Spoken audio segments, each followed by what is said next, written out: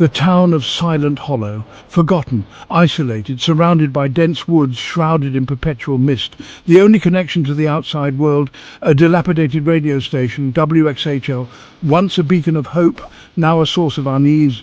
WXHL broadcasting static during the day, but at night the whispers began. Whispers that sent shivers down your spine, whispers that spoke of forgotten things, of ancient evils. The townsfolk knew. They avoided WXHL after dark. They kept their radios off, their children hushed, for they knew the truth behind the whispers. The DJ, a man known only as the Raven, a recluse hidden away in the radio station. His voice, once warm and inviting, was now raspy, haunted. They said the Raven had seen something he shouldn't have. Something that drove him into seclusion, something that clung to him, that spoke through him when the sun went down. The whispers started subtly, strange frequencies interrupting the usual static. Then a voice, barely audible, speaking in riddles, speaking of a truth hidden in plain sight, a truth that only a select few dared to uncover. One listener, a young woman named Sarah, found herself drawn to the whispers. She stayed up late, tuning her, seeking meaning in the static.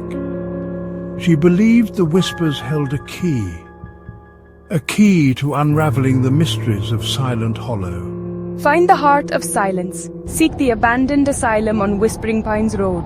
Sarah felt a chill. The abandoned asylum was a local legend, a place of unspeakable horrors. Driven by a morbid curiosity, she decided to follow the instructions. She ventured into the night, her radio her only companion. The whispers grew stronger as she neared the asylum, guiding her through the darkness. The asylum loomed, a decaying monolith against the moonlit sky. As Sarah stepped inside, the whispers intensified, swirling around her, becoming almost tangible. She felt a presence, something dark and ancient watching her. The air grew heavy, filled with the scent of decay and despair.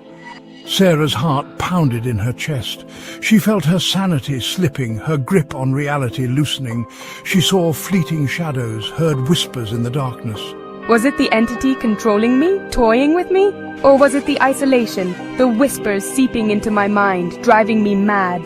The line between reality and illusion blurred.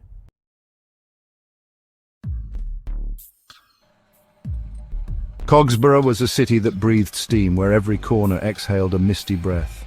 Towers of iron and glass clawed at the smog-choked sky, their silhouettes etched against the perpetual haze. Giant gears, rusted and groaning, powered the city's every pulse, their rhythmic clanking a constant reminder of the city's heartbeat. The air hummed with the thrum of machinery, a mechanical symphony that never ceased. It was a symphony of industry, decay, and a strange gritty beauty where the old and new coexisted in a delicate balance. In the heart of this urban labyrinth, nestled amongst the smokestacks and foundries, was Rogar Ackyard's workshop, a place of endless invention. It was a chaotic symphony of its own, a jumbled mess of gears, springs, and half-assembled contraptions, each piece waiting for its moment of creation. Sparks flew from workbenches littered with tools and blueprints, the air alive with the energy of creation. The air hung thick with the scent of oil, ozone, and strong black tea, a blend that spoke of long hours and tireless effort. From my earliest memories, I was fascinated by the intricate dance of cogs and pistons. Their precise movements a source of endless wonder. I spent my childhood scavenging in the city's sprawling scrapyards, searching for hidden treasures among the discarded remnants of the past. I built my first working automaton at the age of 10, a rickety steam-powered dog I called Sparky, a creation that sparked my lifelong passion. It was crude, but it was a start, a humble beginning to what would become a journey of endless innovation. Rogar's talent did not go unnoticed. He soon came under the tutelage of Master Gideon, Cogsborough's most renowned inventor. Gideon was a man of sharp intellect, an even sharper wit, with a twinkle in his eye and a never-ending supply of fascinating stories. He saw in Rogar a spark of true genius, a raw talent that, with the right guidance, could blossom into something extraordinary.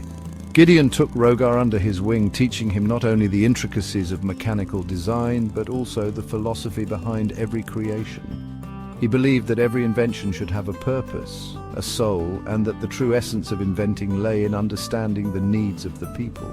Rogar, every gear, every spring, every puff of steam holds the potential for something truly remarkable. But remember, unchecked ambition can be a dangerous path. It is not just about creating something new, but about understanding the impact it will have on the world around you. Always be mindful between innovation and responsibility. Years flew by in a whirlwind of late-night experiments, heated debates, and the triumphant clangs of successful inventions. Under Gideon's mentorship, Rogar flourished.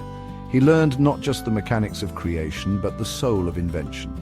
The workshop became a second home to him, a place where ideas were born and dreams took shape.